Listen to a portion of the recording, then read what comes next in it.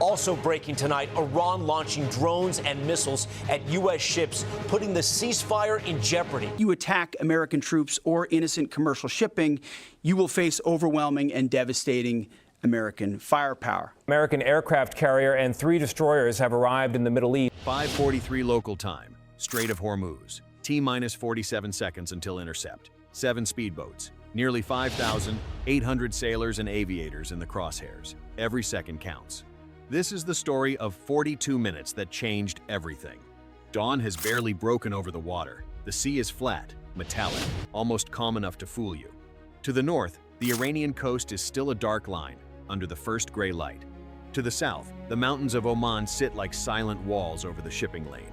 Tankers move slow and heavy through one of the most important choke points on Earth, a corridor barely wide enough for global energy markets to keep breathing. Nearly a fifth of the world's seaborne oil passes through this narrow throat. And right in the middle of it, in this fictional scenario, a U.S. carrier strike group is threading the needle. At the center is USS Dwight D. Eisenhower, a Nimitz-class aircraft carrier. More than 1,000 feet of steel, reactors, aircraft, radar, fuel, ordnance, and human concentration. Around her, the protective shell. The Ticonderoga-class cruiser, USS Philippine Sea. The Arleigh Burke-class destroyers, USS Mason and USS Gravely. An embarked air wing with F, A-18E, F Super Hornets, EA-18G Growlers, E-2D Hawkeyes, MH-60R Seahawks, and enough sensors to turn darkness into a map of intent.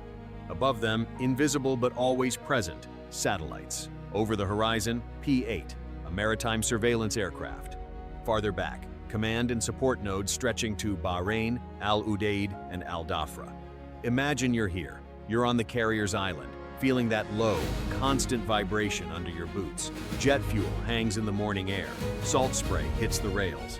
Every watchstander knows where he is, but more importantly, he knows what this place means. The Strait of Hormuz is not just water. It is leverage. It is warning. It is temptation. And on this morning, tension is already high. Weeks of harassment, Iranian drones probing airspace boundaries, fast inshore attack craft, shadowing tankers, coastal radars cycling on and off around Bandar Abbas, Keshem Island, and Abu Musa, missile batteries moving, hiding, moving again, not war, not peace. The dangerous zone in between, where one wrong move can ignite an entire region. Now, shift to the Iranian side. At a Revolutionary Guard Navy staging point near Bandar Abbas, 7 fast attack craft are powering up. Small, yes. Cheap compared to a carrier, absolutely. But that's the calculation. In confined water, numbers and speed can create chaos out of proportion to mass. These boats are built for aggressive swarm tactics, the kind designed to force hesitation, overload targeting decisions, and exploit rules of engagement. Some carry heavy machine guns, some carry rockets. One, in this scenario, is rigged with far more explosives than any routine patrol boat should ever carry. Above them, small drones prepare to lift.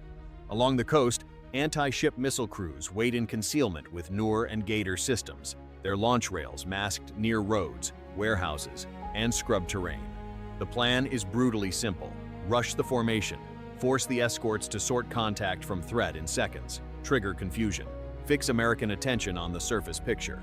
Use the boats as moving bait while drones and coastal sensors collect the carrier group's defensive emissions. Then, if the opportunity appears, cue shore-based missiles into the mess. Not a fleet battle, a stalking move. Predator, behavior, probe, distract, strike.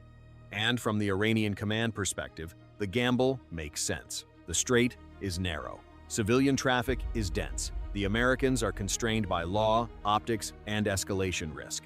One warning too late and a speedboat gets close enough to fire rockets, drop explosives, or force a violent maneuver in crowded water.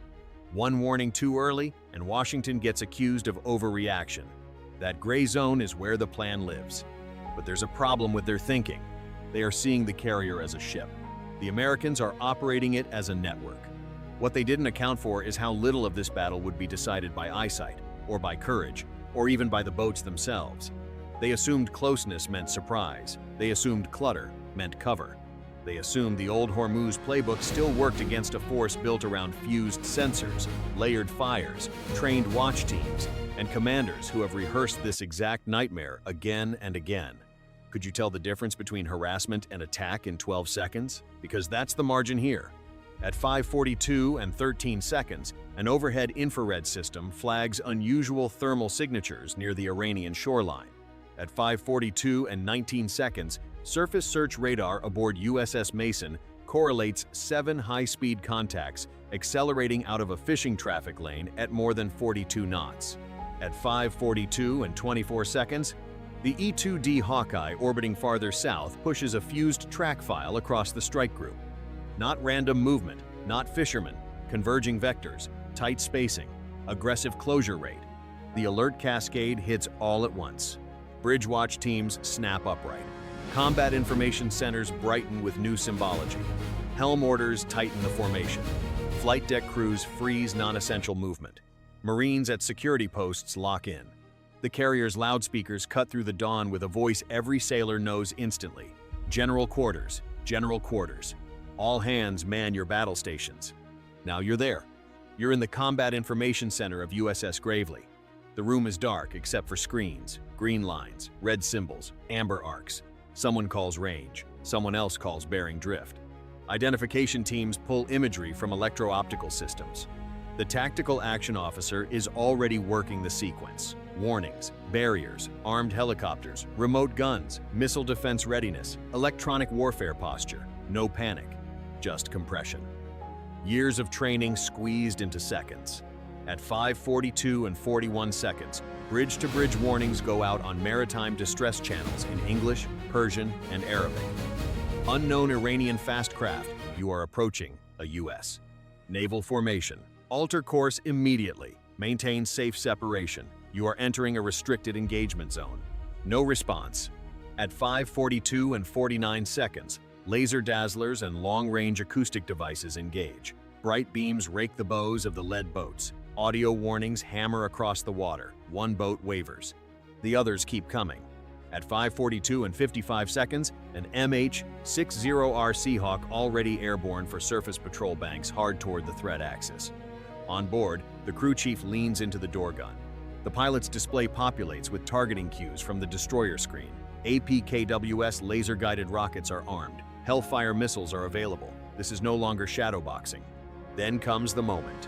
One of the 7 speedboats breaks formation and surges directly toward the carrier's projected track. Another swings wide toward USS Mason, trying to split defensive attention. A third launches what looks, for one terrible half-second, like a small rocket salvo. The rounds splash short. Warning shot, wildfire, deliberate trigger, it doesn't matter anymore. Weapons free. Seconds later, everything changes. The first kill is almost clinical. From the Seahawk, a laser-guided rocket streaks down and punches through the engine block of the lead speedboat.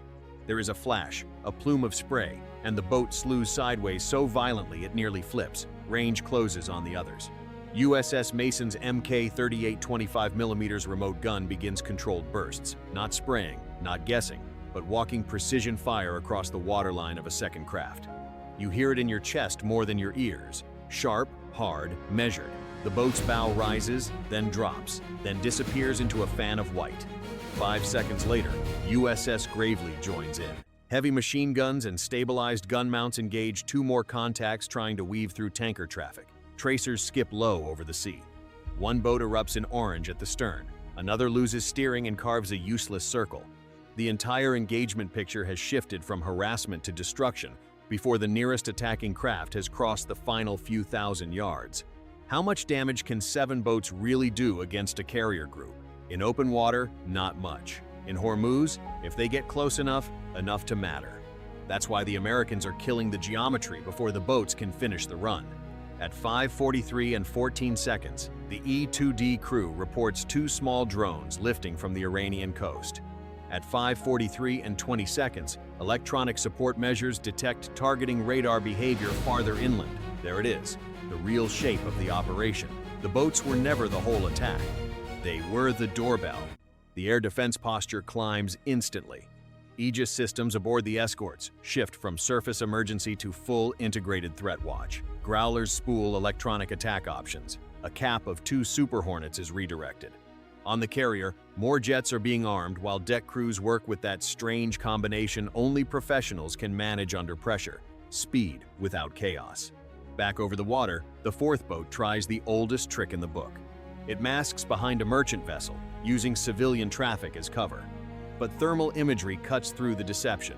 The Seahawk swings, designates, fires, impact. The boat disintegrates into fragments and spray less than a nautical mile from the tanker it thought would protect it. The fifth boat is the dangerous one, the explosive one. It keeps coming despite warning fire, despite burning wreckage ahead, despite the simple visual fact that this attack has already failed. You're on the carrier's bridge now, looking through reinforced glass as the dot on the water becomes a shape, then a wake, then a weapon. Heart pounding. This is real. No cinematic music, just range calls. 3,000 yards, 2,000, 1,500. Phalanx CIWS rotates. That sound is unforgettable. A metallic scream with violence behind it. A six-barreled 20mm system built for incoming missiles but terrifying against anything on the surface. It spits a stream so dense it almost looks solid. The water around the boat turns to pillars. Then the boat vanishes inside spray and fire. Secondary detonation, bigger than the others.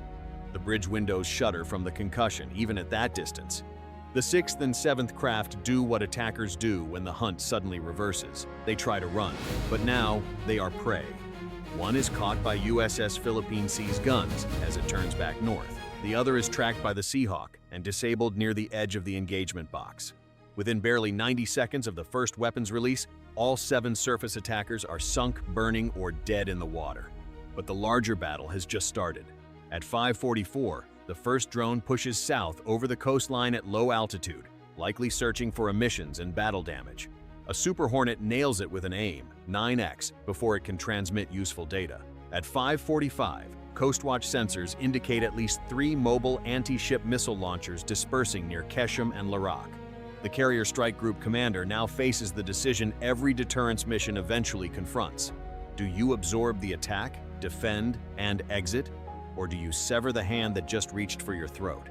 Could you make that call knowing the next 5 minutes might decide whether this remains a tactical clash or becomes a regional crisis? Authorization moves fast because the legal and operational threshold has been crossed. Armed craft ignored warnings, closed aggressively, and opened fire. Coordinated ISR support from drones is confirmed. Coastal missile units are activating. In this fictional scenario, the response is approved under immediate self-defense and force protection authorities, then expanded by higher command within minutes to suppress imminent coastal threats. At 5:47, the counterstrike begins. First come the eyes and the jammers, EA-18G. Growlers push electronic attack against coastal surveillance radars and data links. Communications around the launch corridors begin to fracture. P-8. A tracking sharpens the maritime picture. MQ-9 feeds from farther out confirm vehicle movements along hidden revetments. Then the first punch. Super Hornets launch AGM-88E anti-radiation missiles at emitting radar sites near Bandar Abbas. Another section carries AGM-154 joint standoff weapons against suspected missile transporter erector launcher positions. From the escorts, Tomahawk strike planning is updated but held for a higher threshold. Commanders want this response hard, precise, and contained. No blind overkill, no random devastation. Systematic target destruction, launchers, sensors, command links, boat pens, not cities. At 5:51, 2F-35. As from Al Dafra, already airborne on regional overwatch in this scenario, are retasked east. Their job is not to grandstand. It is to find what still thinks it is hidden. Their sensors begin peeling back the coastline. Heat from recently driven vehicles, missile support trucks tucked beside warehouses, command vehicles, trying to displace after the failed swarm. Minute 10, the first coastal radar goes dark. Minute 12, one mobile anti-ship battery on Keshem is destroyed before it can fire. Minute 16, a second launcher dispersal site near Larak is hit by standoff weapons. Minute 19, IRGC fast boat moorings near Bandar Abbas are burning. Minute 23, the drone control relay disappears from the network. That timeline tells the whole story. The initial surface rush lasted seconds. The unraveling of the broader attack took less than half an hour. And from the Iranian perspective, this is where the strategic miscalculation becomes undeniable. They thought they were pressuring a ship in confined water. Instead, they exposed a kill chain. The moment the boats charged, Every hidden layer behind them started glowing under American collection. Every emission, every launch preparation, every move to support the attack became targetable. What was meant to intimidate turned into a map. You're in an F-35 cockpit now, nose pointed north, coastline sliding under the canopy. The data link is feeding you a battle larger than anything you can physically see. There's the wreckage trail of the speedboats. There's the scorched radar node. There's a truck trying to move too late. You pickle a standoff weapon, bank away, and never even enter the envelope the enemy built for you. That is modern naval war, in one sentence. The force that sees first usually survives first. By 6/9, the carrier strike group has re-established transit posture.